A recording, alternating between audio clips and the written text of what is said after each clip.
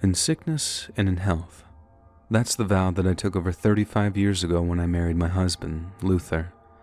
It was the most sacred of promises in my book, and I kept it along with the other part, for richer or poorer.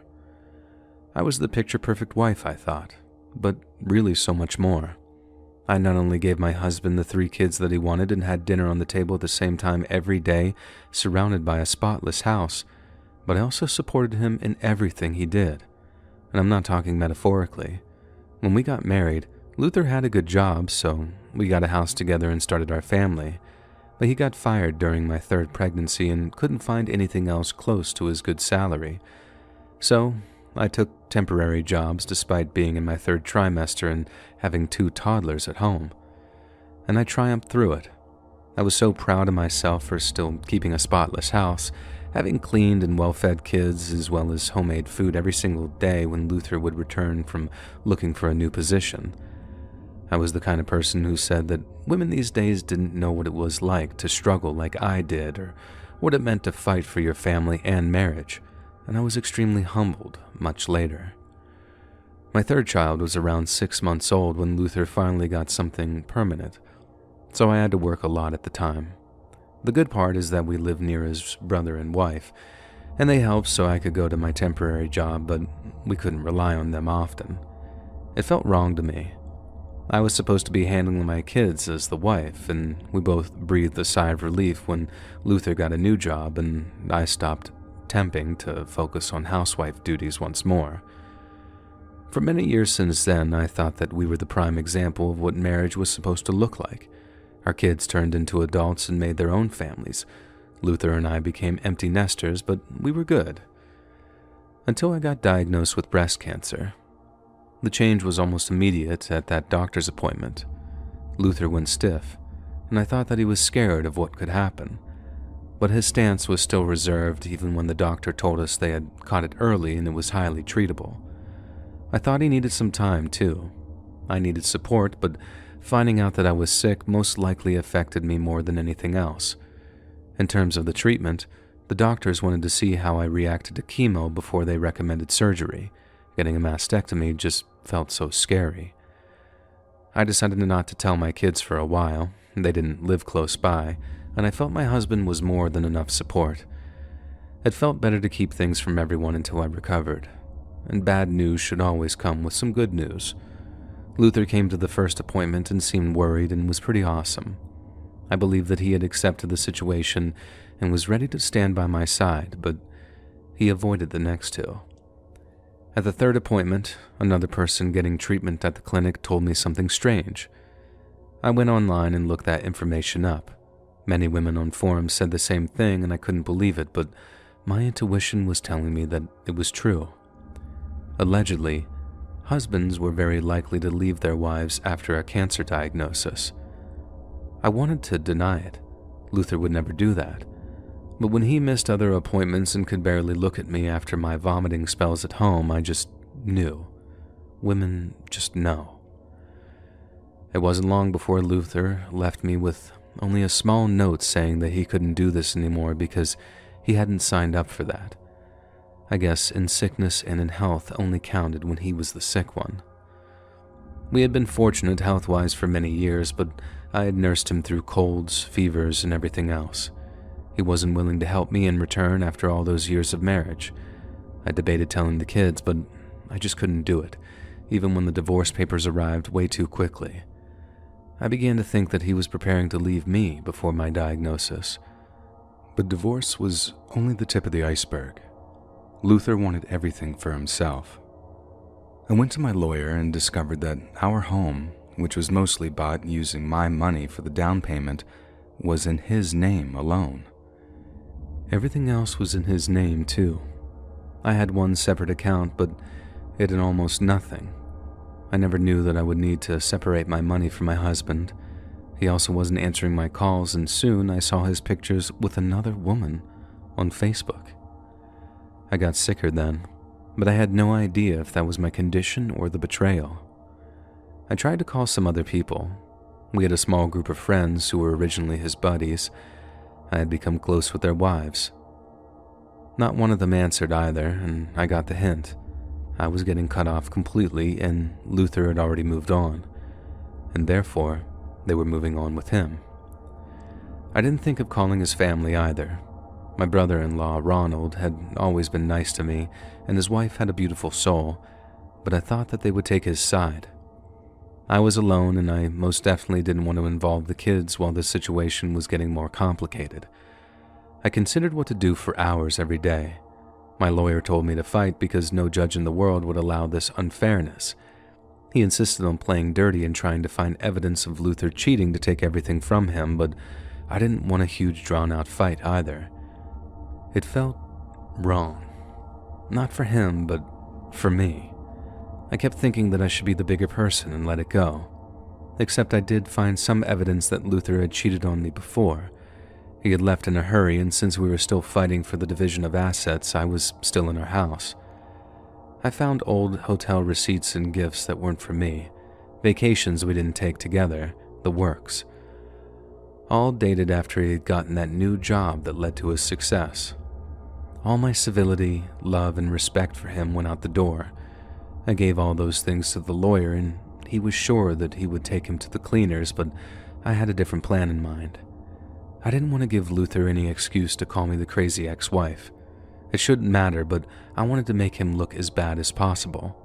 And the best way for that was to act the most pitiful possible. Because we were countersuing, we had several meetings with the judge, and each time I showed up looking worse and worse. My lawyer would be fighting for my rights, but when I was asked directly, I acted like a saint. I would lower my voice and say, "I want us to resolve things fairly and move on. I don't hold anything against my husband." Even Luther's lawyer was giving him dirty looks. It took a while, but my plan worked. The judge denied almost every demand Luther had, and I was given the house in full, along with part of the savings, retirements, etc. But later, I came to learn from other people that Luther had moved in with his new girlfriend. He made good money even after I won, and therefore he had a trophy girlfriend and was living the high life. I didn't like that either. One afternoon, I went to his office. I had a reason to be there, as some papers needed his signature. I could have done it through our lawyers, but oh well. I dressed and looked just as pitiful as I did in front of the judge. The people in his office knew me, so they would definitely react. As I said, I was the picture-perfect wife. I was always put together. The looks I got when I walked in there were terrible, but they worked for my plan. They all probably knew that we had gotten divorced, but they most likely had no idea I was sick. And by then, I was already wearing a bandana on my head and using a face mask because the doctor had added more rounds of chemo before deciding if we would go through with surgery, and that helped this situation. Luther was furious when he saw me, but I told him that I just wanted to get this over with. He signed, and I left, but not before stopping to say hello to his assistant. She asked how I was doing, and I told her things were rough with my divorce and my sickness. I told her that chemo was more horrible than I had ever imagined, and I saw her face. It confirmed that Luther hadn't said a word. I knew that everyone in the office, hell, maybe even the whole building, would find out soon, and I didn't want to see the consequences. I just wanted as many people as possible to know what kind of person my ex-husband truly was. A while later, I went to my brother-in-law's house with a big box. I had some of Luther's things that I decided that I should take to Ronald. He was more shocked than anyone by my appearance, and he asked, "What's going on, Rose? Are you sick?" And I acted confused and said, "Yes, Ron, I have cancer. Didn't Luther tell you?" He left me because he couldn't handle it. This is the first time I said it in as many words to really anyone. Ron couldn't believe it. His wife, Wendy, was just as outraged, but I told them that I was better off, and I just wanted to give them his things and say goodbye in case I never saw them again. My former brother-in-law got angry at those words and said, "You can see us whenever you want. You're family." And I thanked him for the sentiment. But I also asked him to please not tell anyone because our kids didn't know, and I wanted to get better before I told them anything. Wendy wasn't happy about that. She told me that they should be here with me.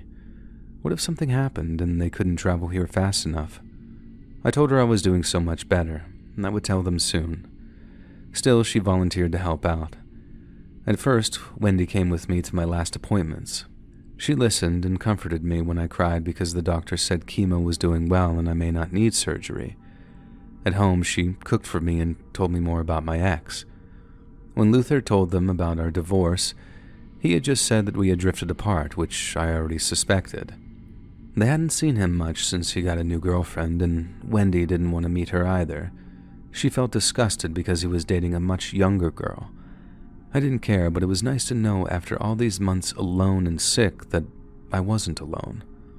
I should have known, though, that Wendy wouldn't keep this a secret much longer. That one appearance at Luther's work and Wendy's friends made sure that people knew the kind of person my ex was. She told everyone who would listen. We didn't live in a small town, but we were known in the area. People talk, and they judge. It felt like my small revenge, if you will, was complete. I was finally ready to put things to rest, call my kids, explain everything, apologize, and ask them to visit if they could. I never imagined that I would see Luther before I could call them. It happened after what was supposed to be my last round of chemo for quite some time. Even with the anti-nausea meds, I was still breathing hard, trying not to vomit when my ex came in. He used the kitchen sliding door, which I always kept open, and the first thing out of his mouth to me after all that time and all he had wanted to do and take from me was, "How could you ruin my life, my reputation?" I asked how I ruined his life. I was the sick one, and he was living happily with a trophy girlfriend. He said she had left him, and that certainly wasn't my fault.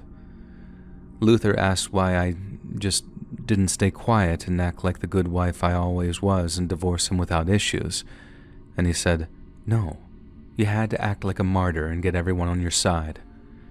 I didn't say anything, but he saw my face.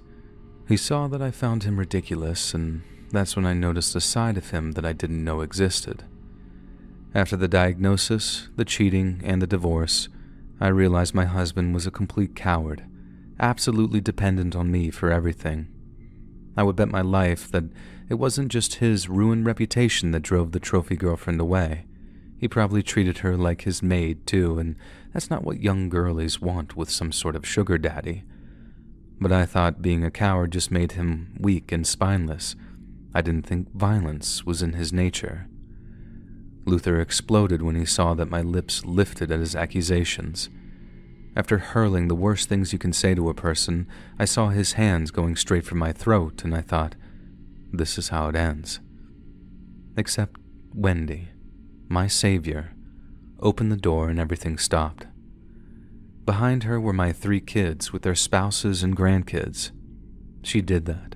She brought them to me at the best moment possible. I didn't say much about my kids before. I had 2 boys and 1 girl. My eldest, Anthony, saw his father's hands in the air and understood the implications right away. Luther had touched me, so Anthony and his brother, Walter, grabbed and threw him out of the house.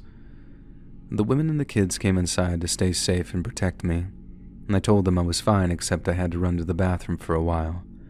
I was sure that vomiting had more to do with what could have happened than my treatment. My ex-husband went away, and everyone around us cut contact with him for good. I got some grief from my kids about keeping basically almost a year of my life a secret from them, but I was sick, so they couldn't do much. When the doctor officially told me that I was in remission, my daughter, Anna, demanded that I move in with her, and I did. It was just better to be closer to them. I've been happier in these past years than I ever was being married. I no longer judge women or anyone who doesn't want to settle down. Marriage is not for everyone. Make your life what you will and make sure to surround yourself with people that you love and trust. It's often hard to know what that'll be, but you need them. Telling Ronald and Wendy the truth was the best thing I did at that time, and I'll forever be grateful for her spilling the beans to my kids, as it seemed, to save my life.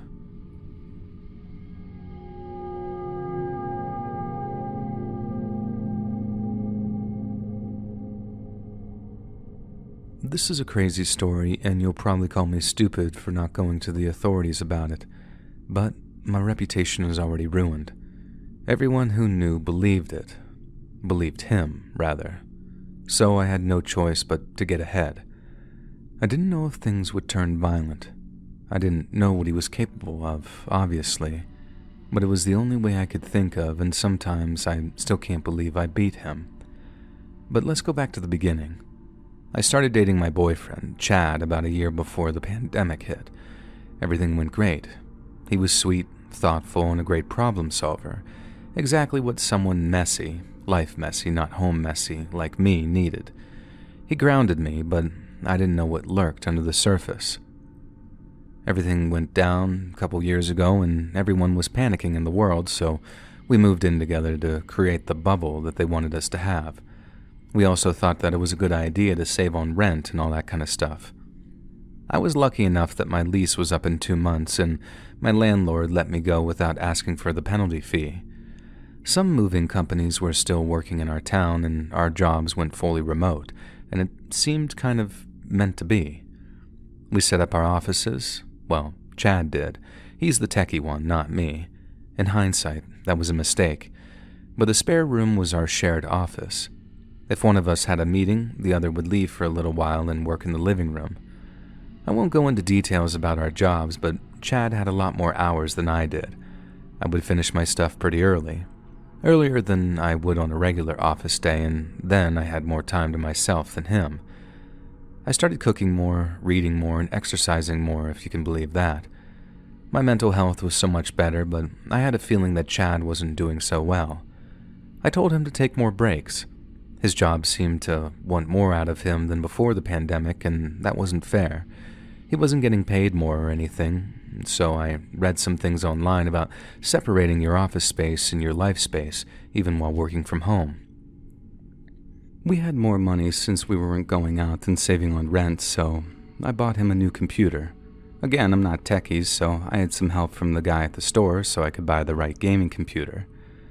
I told him that when he was done with work, he had to go to our room and use that computer for just fun if he still wanted to be connected, and I was serious about it. I didn't think that I would ever become that nagging girlfriend, though. But it seemed to work, and Chad got to finally notice how things had changed a little. Before, I would bring him dinner at his work desk, and he would eat without thinking. But then, we were eating together and actually enjoying ourselves. He watched me exercise to YouTube videos, and we were laughing a lot more. He was also gaming more on his other computer. I would sometimes spy on him, and he would be laughing and actually enjoying himself. Our intimate life got so much better, and I began to think that all of the crazy stuff from a few years ago was the best thing that could have happened to us. We were doing so much better than some of our friends who had been together or married longer and were going crazy staying at home. But I didn't know that Chad wasn't having fun by just gaming on his new computer that I bought him. He was doing something different, and something I should have noticed. At the time, I didn't think much about it, but hindsight is everything. I think that's when it started. My friend Paula sent me a message one day asking how everything was going for me. I told her great because it was the truth.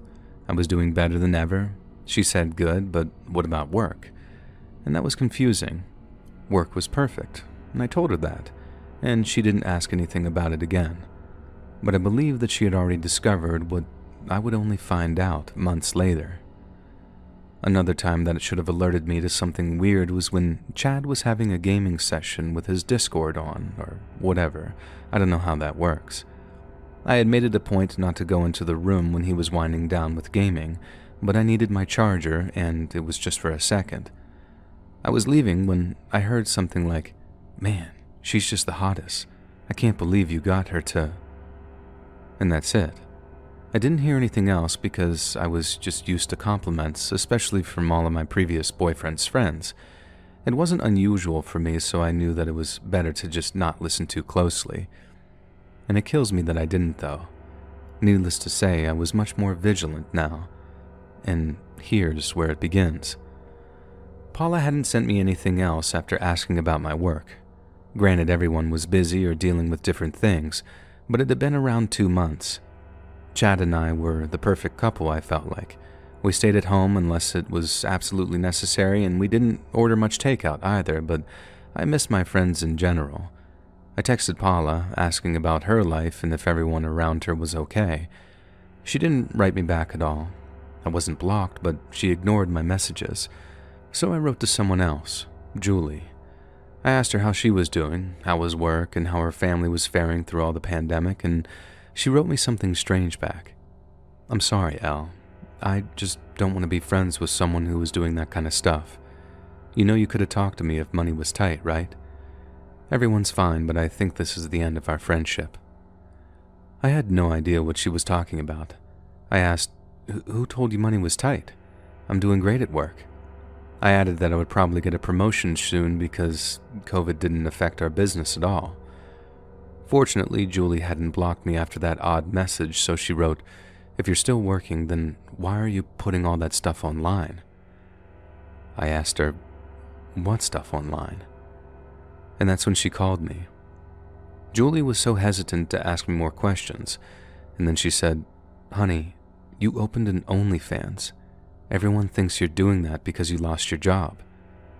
She then told me that OnlyFans wasn't the only thing, that there were videos of me on public websites, you know, those kinds. I laughed on the phone and told her this was the weirdest prank anyone has ever played on me, but she said it was true and started sending me stuff. At first it was weird because some pictures were so obviously not me. It was good Photoshop, I guess, but it wasn't me. I told Julie that, but she sent other videos. Some were surveillance-type footage of me working out in the living room. And at that moment, I was floored. We had cameras, of course, I knew that, but how did those get online? But another video of me cooking in my kitchen, except it was an entire shot of just my butt. When she was done showing me what she had, Julie asked, "Elle, you're not the one posting these things?" I most definitely wasn't, and I was crying at that point and I couldn't even feel my throat. There were pictures with my face in lingerie and bikinis that I had never in my life worn, much less taken photos of, but some looked so real. I asked her who else knew about this, and Julie said, "Everyone. Everyone but me." And I went out of control then. I'm not proud of it, but I went into our bedroom and screamed and hit him and almost went for his computer, but he grabbed me. His idiot Discord buddies may have heard the entire fight, but I didn't care. They had probably seen those things too. Chad shouted in my ear, "What are you doing? Why are you acting like this?" And I broke out of his hold, even more enraged. I couldn't believe that he would ask that question of me. The audacity. But I guess that was part of his personality, to pretend somehow. And I told him I knew everything, and I wanted him to take everything down now. And I kept yelling, and through the adrenaline haze, I felt like I had to leave, immediately. I grabbed a bag and started packing, and that's when Chad changed. But again, looking back, I misunderstood him.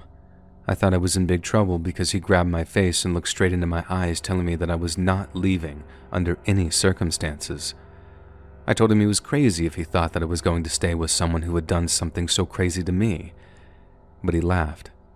I thought I was probably going to get out of there by scratching, biting, fighting my way through him. I was ready for the fight of my life. Instead, he started laughing. And he wasn't angry. He wasn't confused or even pretend confused anymore. He was relaxed as he said, "You're not leaving. You're not leaving me. And you'll never leave me. You're mine." Again, I braced for the anger that I thought would come or the threats of physical violence, but they didn't come. And I got brave and said, "Yes, I'm leaving, and I'm telling everyone the truth." And he laughed some more, and that's when the real threats came. "Well, if you leave me, I'll release more. I have much more than what I've already uploaded." I mean, if my tapes were already on OnlyFans, then what else was there to do? But he said that he would make more, and make worse things. He would use more Photoshop and other stuff to make things look even worse. And look, I didn't understand much, but some of the pictures Julie sent me were already very intense, and I just didn't want more.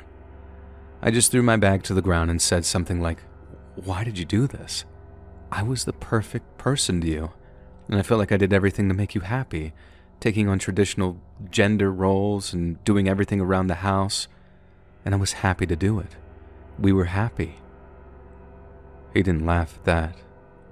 He sighed for a second, and then he said that he had gotten a pay cut at work, a big one. He wasn't fired, but apparently I was now out-earning him, and he loathed that. He hated it. So he wanted to do something to bring in extra income. I asked, why the hell didn't you make an OnlyFans for yourself then? At the time, I didn't know much about that website, but I remember reading an article about its popularity rising, and as far as I knew, it was an adult site. But the article said that men and women were doing it and some people were earning loads of money. He could have been the model on the site.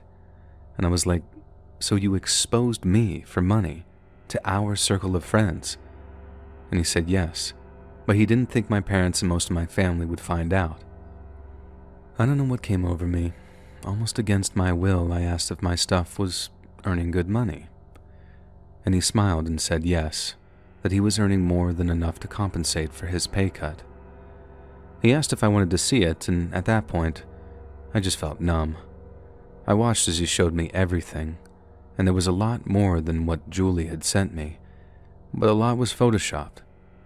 What was real was footage at home, photos of my butt, boobs, and feet.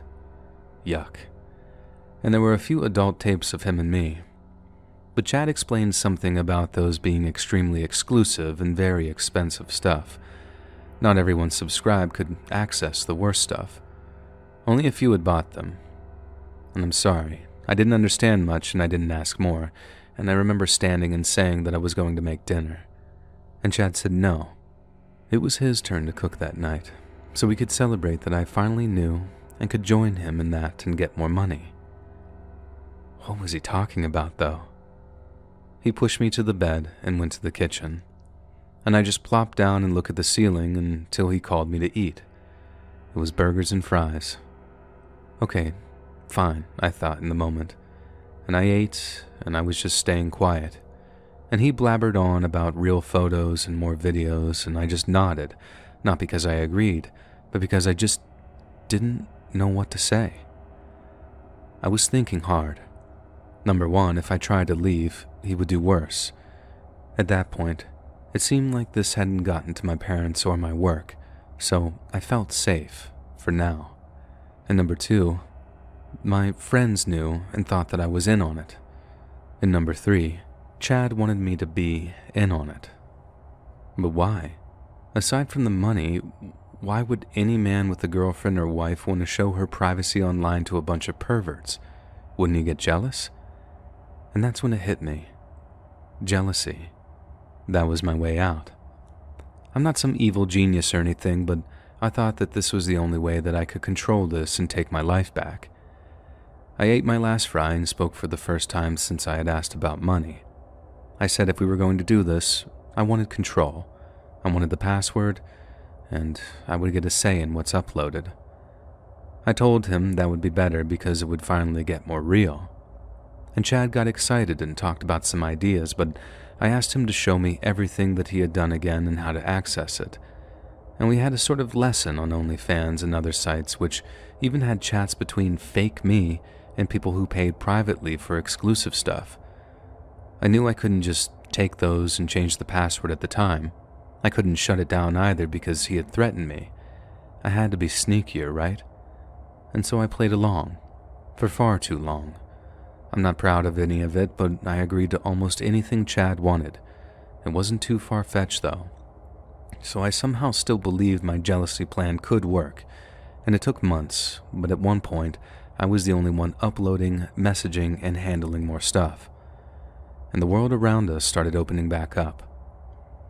Chad started to get busier at work, they upped his pay, not to what it originally was, though, and we were still working from home. He kept telling me that he wanted to quit his job because I was actually doing better.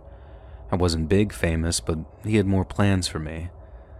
I told him that that was a bad idea because we didn't know if this was temporary. It was better to have a real job and use this money for fun in the future, and Chad saw the logic in that. And that's the day that I changed all the passwords. I added an extra layer of security and made sure that they were erased from his computer and only in mine. I had searched a bit about how to do that. When he asked about it, I told him it was my OnlyFans and my image, so I was taking over from now on. I said, as a woman, I know what entices men, so I can do this better than you. Don't worry because you still have input because you have good ideas. But that was all a lie. But I wanted to do it. At first, Chad accused me of wanting to shut it down and tried to threaten me with sending videos to my parents. I told him he couldn't do that, and I would accuse him of sending revenge images to get him in trouble, which was illegal. And he then started talking about laws or something, and I just got kind of lost there and a bit scared. And so I switched it up. I said that I would tell all my fans that he was a jealous boyfriend who couldn't stand having a popular girlfriend. Chad knew some of his friends were subscribers and knew that he wouldn't want to look bad, and so he shut up. I still did some of his ideas, but I started on my own. And once the world started opening up a lot more, I felt ready to start going out again myself. I joined a gym, got newer, sexier clothes, and opened a, let's say, legit social media where I posted myself and some poses at the gym, and I pretended to exercise and use the tightest things I could find. And Chad was angry about that. I told him that if I became an influencer, we would earn so much more money, bring more people to my OnlyFans, and maybe we could just both quit our jobs and travel in time. And he didn't say much to that, but I knew that this was starting to get to him. Now, I never really got famous, so don't look me up because a lot of those things already don't exist, for the most part, I guess, as far as I could get rid of. But a pretty girl posting thirst traps on lines does get some attention. Comments from men rolled in en masse, and there was some collateral damage because my family actually saw that Instagram. But that was my front. It wasn't anything bad, it was just sexier than what they knew me as. I told those who asked that I had gotten into fitness during that whole period of time and wanted to show people how great it was, and that's it. I don't know if someone knew, probably, but I don't care, so at night, I would handle the adult website stuff and answer people on my legit one. I wrote comments publicly so Chad would see them, and I also stayed up answering DMs. He would ask what I was doing, but I shut him down, saying it was part of the business. I said that he didn't have to worry because I wanted him to handle the money. I didn't care how much I was making, where, how, or what happened to it, and I let him do that because it was the best way to keep him busy and worrying. Every time a new payment came in, he wondered where it came from, and I played dumb. I think that was some guy who wanted to send him dirty underwear or something, and I never did, but I said something crazier every time he asked until he stopped asking. And on my legitimate socials, I started posing with men at the gym, the big men that drive other men crazy. And Chad wasn't like that at all. He was a skinny, nerdy guy, and this isn't an insult. That's literally my type. I don't really like muscles. And I also talked at home about several other things, like this trainer having the biggest arms, or that guy with the designer gym wear also had a nice car. These were stupid things that I didn't care for, but this was what broke the camel's back, for Chad at least. I got home from the gym after an afternoon of posting stories with two pretty big gym bros, and he had packed my things. He said he couldn't date a woman who was flirting with other men and doing OnlyFans and exposing herself like that just willingly. I was flabbergasted, but I said nothing, and in my head I was absolutely exploding. The audacity again, the hypocrisy. I wanted to grab my stuff and skip happily out of there, but I just acted confused. I told him that this whole thing was his idea, that he started it. And Chad said, "Well, I'm ending it then." I asked, "Well, what about him telling my parents and my work about it?" And he said that he had erased every trace of me from his life and his computer already. He just wanted me gone as soon as possible. And he also said that he didn't want the money.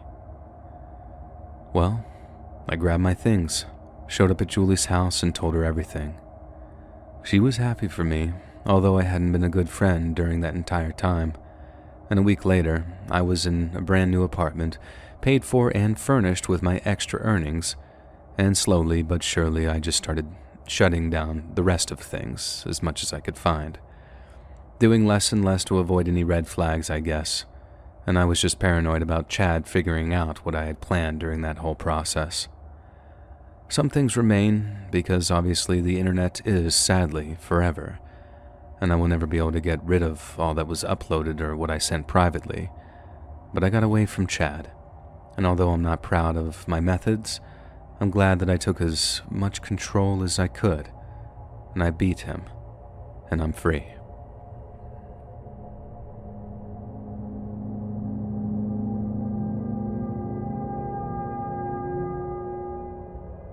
After a year of college, I decided that world wasn't meant for me. I didn't know what I wanted or where I was going, but I knew that those classes, where other people seemed so eager to learn, was just not my place. So I dropped out, which my parents hated. I had to move out of the dorms, but they didn't want me back at home. So my brother Luke offered his basement apartment. He and my sister-in-law, Miriam, had used it for a while as an Airbnb, but he was tired of that service, so he agreed to let me stay for a third of its rent value, which I would start paying as soon as I found a job. I was so grateful, but what I didn't know was that my sister-in-law wasn't totally happy about it. Miriam was a kind of different person. And let me explain further. I'm pretty fat. There's really no other way to put it. I've tried a million different diets and I simply just couldn't hack it. A lot of people in my family are pretty overweight, so I know that plays a factor, but I also just love food. I can't deny it. I don't know how people just eat for sustenance when good food can be so amazing. Now don't get me wrong, I actually do exercise a decent amount. I watch Zumba videos online and dance as much as I can. It's just I probably eat too much, and yeah, snacks are a weakness for me. And Miriam is the complete opposite. She's basically a model from the early 2000s era. You know, I can't comment a lot as I know I'm not healthy, but I know she barely eats to survive. I always felt bad for my future nieces and nephews because she was definitely going to be an almond mom. Now, all that wouldn't be a problem. Fat people and skinny people exist together in the world and they seem to do fine, to each their own, right? Well, no. Miriam has detested me from the moment we met. She has been civil, but you know when someone just doesn't like you? Several slips in her attitude have told me that. Like at my brother's wedding, when she wanted pictures of the family and had me placed in the corner. She posted those on social media, cropped without me, and she framed some around her house. On her first Thanksgiving as my brother's wife, I saw her lip curling up whenever I dished more yams onto my plate. She ate some turkey with no gravy and some asparagus. Very sad, but who was I to comment on her habits? The thing is that everything had been subtle with her. She never had to see me much, or I her until I moved in. And I got the sense that it wasn't just my chubbiness that irritated her. She probably hated that my family is close and full of love, despite our appearances. My mom and dad aren't as big as me, but they're not model thin either. They're strictly average, but my dad showers my mom with so much affection. He calls her beautiful whenever he can and buys her gifts. It's something that I don't think I'll ever have, and I don't know if Luke feels that way for Miriam. But more importantly for this tale, it's that everyone seems to like me. I don't want to toot my own horn, but I'm funny and nice and I help wherever someone needs me. My parents weren't too happy with me about the college issue, but I know they love me unconditionally. And Luke is my best friend in the world. My big brother was always my biggest protector and my confidant, and I believe that Miriam hated that from the very beginning. But I never actually got any confirmation until I moved into their basement, and I didn't know that it would almost ruin my life. I moved in quickly. I didn't have much in my dorms anyway, and my brother and his wife helped. I saw Miriam's expression, though. When we were done bringing all my boxes, Luke went upstairs to check on something and I started unpacking my clothes into a dresser, and Miriam had lingered. I told her that I could take care of everything else and thanks for her help, but she remained in her spot, and I asked if she needed something and she asked how long I was planning to stay there. I didn't know exactly, but I had already applied online for some jobs at a pizza place and a coffee shop and this pretty fancy restaurant. I thought, well, I love food, so I could just make it a career. I told her all that smiling, thinking that she was curious about it, but she just crossed her arms. "We can't stay forever," she insisted. And I said that I knew that, and I felt like she wanted to say more, but Luke came down again and she went quiet. Okay, I knew I had to save up, figure out what I wanted to do, make things better with my parents, and just get out of there fast. It just wasn't fast enough. That night at dinner, Miriam picked at her food, and that was normal, while I ate with gusto. My brother cooked well. We were both taught by my grandma, which was another reason why I thought a career in the food industry might actually work out. But after I dished some seconds onto my plate, Miriam spoke. "How can you eat so much?" she asked me, and her voice barely controlled the disgust.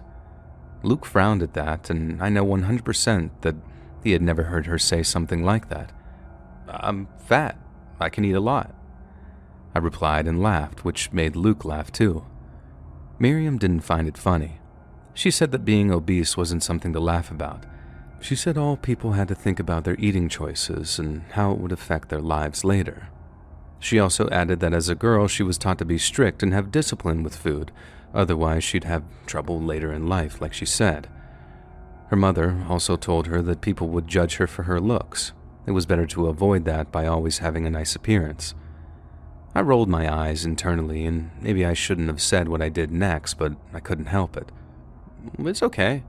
I may be fat, but everyone I care about loves me the way I am, and everyone else doesn't really matter, you know?" Now Luke agreed with me, and we pivoted the conversation to some of our childhood memories, and Miriam stayed quiet for the rest of our meal. In the coming days, Miriam was mostly quiet around me. I stayed in the basement and only went up for dinner because Luke insisted. She never commented on my eating again, but I did notice a lock on some cabinets in the kitchen. Well, that was odd. I had my own kitchen and food downstairs, and Miriam didn't care about eating, so I had no idea what that was about. But things seemed to escalate. My car keys went missing one day, and I had to go upstairs to ask if she had seen them. Miriam said she hadn't, which made sense because the basement had its own entrance. I asked her to help me to look, and she said no. She was busy with the magazine.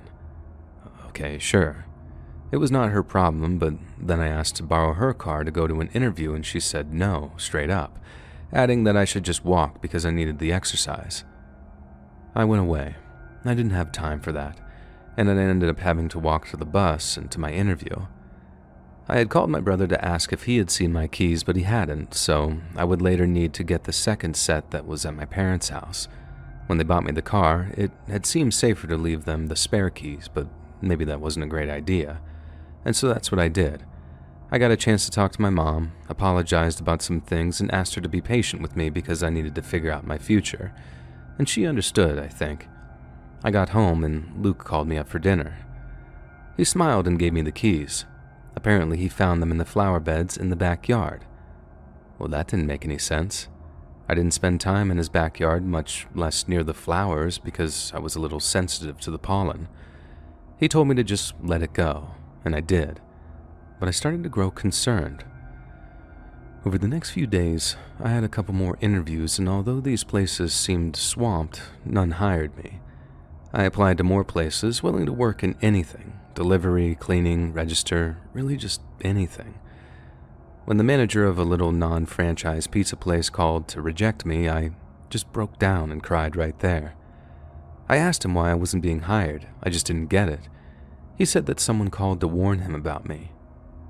What? He was told that I tended to steal food from all the places I worked at. I told him that wasn't true. I begged for the job, and he seemed to take pity on me, or perhaps no one else applied. Either way, that phone call changed his mind, and I was hired. Finally. I had to sit down after I hung up. I couldn't believe it. I had only ever had a summer job at an ice cream shop, and I never stole a single plastic spoon. The only person I could think of who had something against me was my sister-in-law, who just so happened to know everywhere I was applying to because I had talked to Luke about it each night at dinner. But unfortunately, I felt like I was being paranoid. I had no proof, and I didn't want any more trouble, so I just kind of kept my head down. I started my job. I took as many shifts as I could and ate on my own. I barely saw Luke or Miriam for around 2 weeks, and I hoped that that would be enough. But my day off proved it wasn't. The only downside of Luke's basement apartment was that it didn't have a laundry machine. Their house had a laundry room upstairs, which I had been using since I moved in, but I had put off cleaning my clothes since the job interview sabotage, and I couldn't any longer. I went upstairs as quietly as possible and started to load. I stayed in there and remained quiet. Anything to avoid her, I thought. But I don't know if something happened to trigger her or what, but she barreled in and screamed in my face that I had to get out of her house immediately. She couldn't stand me anymore and wanted me gone from her life. She said, if it was up to me, Luke would never have to see your fat ass again. I just stood there, shocked. I still didn't want any trouble, so I nodded and told her that I would leave as soon as my first paycheck arrived. My parents would help me, as they weren't so angry anymore. But it wasn't enough for her. She shouted again and again, "Get out, get out, get out," and suddenly lunged at me, grabbing at my hair. And that's where I had to draw the line, pushing her away. I must not have measured my strength because she flew back and hit the wall pretty rough. She started yelling, saying that I had assaulted her and said that she was calling the police. I went after her. She was the one who assaulted me first, but she had already dialed when Luke came in, thankfully. He had to witness this whole insane scenario play out, his wife talking to 911 while I stood next to her, not knowing what to do. But I went to his side and explained everything as quickly as I could before Miriam finished her call. She hung up and told him not to believe me because I had attacked her for no reason. I called my parents then. I knew that I had to leave no matter what happened next. The police actually ended up arriving a few minutes later, but my parents did too. My dad went straight to the officers. As someone who had never gotten into a speck of trouble in my entire life, I was terrified. And I cried as Miriam kept lying about what happened in that laundry room. I knew Luke wanted to defend me, but he hadn't been around, and he really just didn't know what to do. The cops didn't know what to think after hearing both sides of the story, but my dad convinced them to let us fix things amongst ourselves, and they seemed to agree. Miriam demanded a restraining order in that moment, but the cops just ignored her, and I'm so glad Dad was there. I whispered to my mother like a little kid that I wanted to go home with them, and they helped me pack. I don't know what Luke was thinking, but he carried boxes to my car in silence, and I just left without another word. I cried into my mom's shoulder that night because I didn't understand how someone could play with a false accusation like that. I told her that Luke's wife was a menace and that I never wanted to see her again. I know it put her and my dad in a very difficult position, but I was done with Miriam, and if I had to cut Luke out of my life too to avoid her, so be it. But after a few days, I realized that it was exactly what my sister-in-law wanted. I wouldn't have been surprised if she had planned that for a while, wanting for me to go upstairs while Luke wasn't home yet. I wasn't going to let her get away with this, I thought. I called my brother and apologized for everything, and we had a real heart-to-heart. He asked if I wanted to return, but I didn't. I just told him that I didn't want to lose him no matter my relationship with Miriam, and he seemed to sound relieved and very tired after all of this. And after that, I decided to execute my revenge, which wasn't anything masterful or movie-worthy. I just became a big, fat fixture in my brother's life. I went to his house for dinner every night, and sometimes my parents came. I was loud, talkative, and livelier than ever. I ate even more, praising my brother's cooking. I invited him on outings on the weekend, telling him to bring Miriam, of course, and she seemed to pull away more so every day. Not like a beautiful flower that matures and dies with time, but like a rat that eats poison and rots from the inside. Meanwhile, I was doing great at work and saving money. I had enough for a small apartment studio, but I hadn't moved from my parents yet. They were a good excuse to invite Luke to more things, and I needed Miriam to snap in a public way. And it didn't take long. On my dad's 55th birthday, my mom organized a barbecue with our closest family and friends. And once again, I was the life of the party. I put myself in every picture, made a little speech, talked to everyone, and tried to bring more attention to me while including Luke. I just knew that she was seething, and I was kind of just waiting. Now don't get me wrong, I was tired of this too. I was social, but not to that extreme, and I wanted to move on, but I also just deep down needed others to see the type of person she truly was. When the party was winding down, I decided to start picking up a few things and brought them to the kitchen. It was like the scene in the laundry room all over again. Miriam comes in, gets in my face, but she wasn't yelling, not at first.